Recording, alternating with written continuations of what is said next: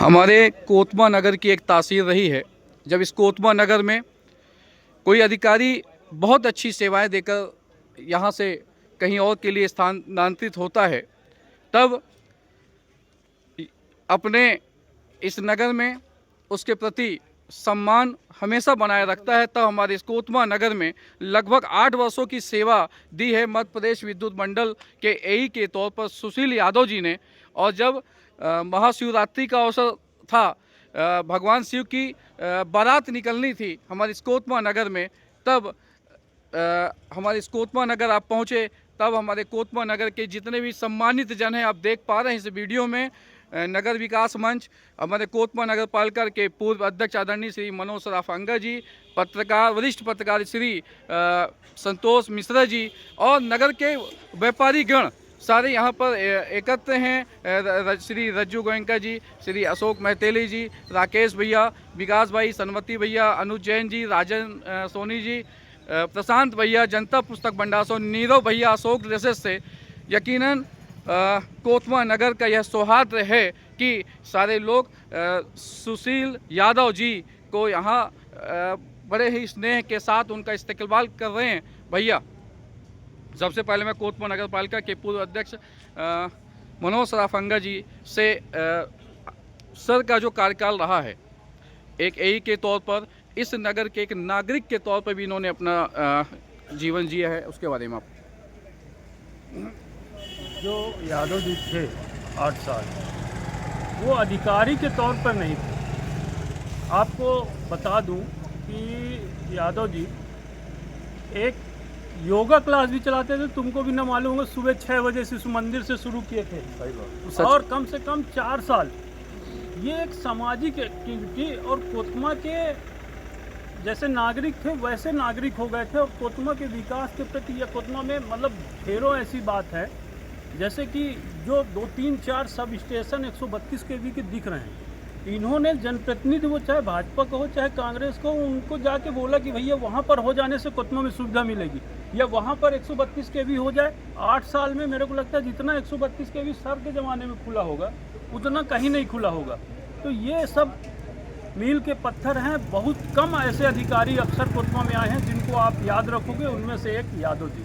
क्या बात है, आपने गजब की बात कही है कि एक अधिकारी तो थे ही, और स्वास्थ्य के प्रति इस नगर में स्वास्थ्य के प्रति लोग जागरूक हों तब योगा क्लास भी चलाते थे हमारे ऐसे अधिकारी सुशील यादव जी। चलिए, इसके बाद मैं आता हूं कोतमा नगर के वरिष्ठ पत्रकार संतोष मिश्रा जी के पास। भैया, आपके जो अपने अनुभव रहे हैं आप साझा करें। देखिए, हम लोग पत्रकारिता क्षेत्र में काम करते हैं। यादव साहब अच्छे अधिकारी तो थे ही, एक संवेदनशील और बेहतरीन इंसान भी हैं। वो जिस पद पर वो बैठते थे तो पब्लिक सेक्टर का जगह है। वो आम पब्लिक भी, गरीब व्यक्ति भी, गांव का किसान भी उनसे जाकर भी बात रख सकता था, मिलता था। और हमने कई बार देखा है, कई लोगों हम लोग लेके गए हैं उनके कार्यालय में, तो सुनते थे किसी का बिल बढ़ के आया है, किसी का कनेक्शन कट गया है, किसी गड़बड़ा है, तो सुनते थे, उसको सुधार करते थे और संतुष्ट होकर जाता था। तो एक अधिकारी के साथ साथ एक बेहतरीन इंसान भी हैं, संवेदनशील व्यक्ति हैं वो। और हम लोग तो साल भर इंतजार करते हैं शिवरात्रि को साहब आएंगे, इंतजार कर रहे थे, हर शिवरात्रि में आते हैं वो। और यहाँ जैसे अभी अंगा भैया ने कहा कि अधिकारी के साथ साथ यहाँ के एक नागरिक थे, वो यहाँ के उनको निवासी ही मानते हैं। और ट्रांसफ़र होने के बाद भी उनका जुड़ाव यहाँ पे ज़मीन से बना हुआ है, आम लोगों से, जनप्रतिनिधियों से, व्यवसायियों से, नेताओं से, पत्रकारों से। तो हमको कभी लगा नहीं हम पत्रकार हैं, कभी नहीं लगा हमको। कई बार ऐसी स्थितियाँ आई हैं हमारे सामने, कोई व्यक्ति हमारे पास लेके आ गया, भैया मेरा बिल बढ़ गया है, मेरा लाइन कट गया है। हम फ़ोन लगाए साहब को, मालूम पड़ा वो ऑन द वे हैं, ट्रेन में हैं। वहीं से समस्या, भैया स्क्रीनशॉट भेज दीजिए, भैया मैसेज कर दीजिए, भैया बिल का नंबर भेज दीजिए। तो कई बार ऐसी स्थितियाँ आई हैं। बात सही है। तो बहुत समस्या उपभोक्ताओं को समस्या हर विभाग में होती है, लेकिन त्वरित निदान अगर कहीं होता था तो विद्युत विभाग के ऐसे अधिकारी के माध्यम से होता था। तब कोतमा नगर के लोग आपको याद करते हैं। हमारे साथ में नगर के व्यापारी और भाजपा से जुड़े व्यक्ति हैं भैया अनुज जैन जी। भैया, आपका अनुभव कैसा रहा है सर के साथ? निश्चित ही जब सर कोतमा आए थे तो लग नहीं रहा था कि ये ऐसे अधिकारी होंगे, लेकिन इन्होंने आधिकारिक जीवन नहीं जिया अपना, एक परिवार के रूप में कोतमा में जीवन जिया।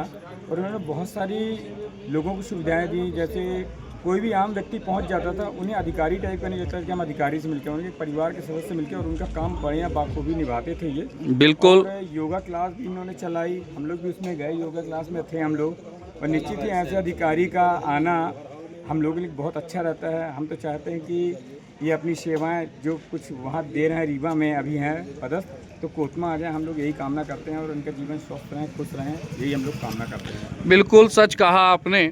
इसके बाद मैं आ रहा हूँ नगर विकास मंच के जो संयोजक हैं राजेश खटोर जी और रज्जू भैया। अब थोड़ा ऐसे आइए।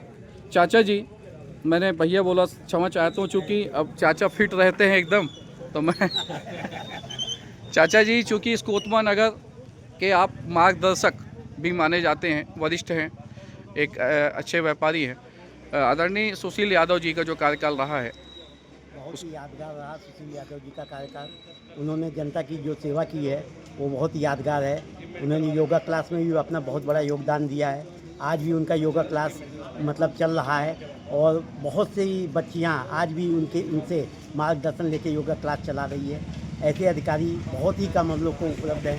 हम तो चाहते हैं कि एक बार पुनः कोतमा ये आ जाएँ, हम लोग की यही शुभकामनाएँ हैं। क्या बात है। यकीनन अपनी अच्छी सेवाओं के कारण पूरा कोतमा नगर एक बार फिर चाहता है कि आप कोतमा नगर में सेवाएं दें। सर, सबसे पहले तो मैं आपका बहुत बहुत स्वागत करता हूं इस कोतमा नगर में, चूँकि आपने एक ऐसी सेवाएं दी हैं कोतमा नगर में, हर कोई आपको याद करता है। आप महाशिवरात्रि के अवसर पर आए और प्रतिवर्ष आते हैं।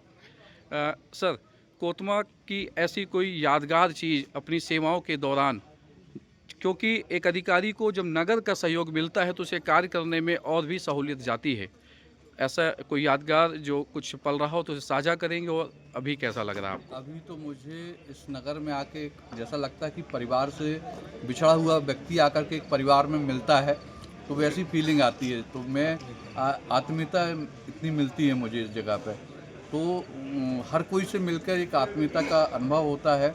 और मुझे जो प्यार, दुलार, स्नेह और सम्मान इस जगह, इस माटी ने दिया है मुझे, वो मैं ज़िंदगी भर कितना भी कर्ज लूँ, लेकिन मैं वो कर्ज नहीं चुका पाऊँगा एक कोतमा की माटी का। यहाँ पर जो अपनापन मिलता है, जो सहयोग मिलता है, मुझे अच्छे तरीके से याद है। कोरोना काल चल रहा था और ऐसा आंधी तूफान आया था, मैंने अपने जीवन में इतना आंधी तूफान नहीं देखा था। कम से कम 200 खम्भे टूटे थे और कम से कम कोतमा की लाइट तो 10 दिन नहीं आती, लेकिन मुझे वो दिन याद है। पूरा कोतमा नगर मेरे साथ और टार्च दिखाते हुए मेरे साथ पूरी रात भर मेरे स्टाफ के साथ पूरा काम करवाया 2 दिन तक। आप भी देवेश भैया, मुझे याद है, पूरी सब्जी बनवा करके हम लोगों के स्टाफ को पूरा आपने सहयोग किया। जो नगर का जो प्यार रहता था वो चीज़ें पूरा साथ दे करके, टार्च की व्यवस्था नहीं थी तो टार्च की व्यवस्था सबने करवाए। तो वो चीज़ है, वो ये यादगार चीज़ें रहती थी। कभी रहता था तो मुझे कभी अकेला महसूस ही नहीं होता था। तो ये चीज़ें कोतमा को अद्भुत बनाती है। और जो यहाँ पे लोगों को सम्मान मिलता है ना, वो आदमी को कार्य करने के लिए इतना प्रेरित करता है। वो मुझे यहाँ पे इतना सम्मान मिला कि मुझे लगा, मुझे कहीं से फीलिंग ही नहीं रहा कि मैं घर से बाहर नौकरी कर रही है, मेरे परिवार का हिस्सा है और इतना दिली जुड़ाव है कि मैं यहाँ से जुड़ा हुआ हूँ और भविष्य में भी यहाँ जुड़ा रहूँगा। भगवान भोलेनाथ की कृपा बनी रहे और आप सभी लोगों का स्नेह, प्यार और इतने दुलार करने के लिए बहुत बहुत धन्यवाद। क्या बात है सर। यकीनन आपकी जो कार्यशैली है, आप जहां भी जाएंगे सराहे जाएंगे। हमारे कोतमा नगर में आपने सेवाएं दी हैं, अगर हो सके तो एक बार फिर कोतमा नगर में आप सेवा देने जरूर आएँ। जी, आपका बहुत बहुत धन्यवाद।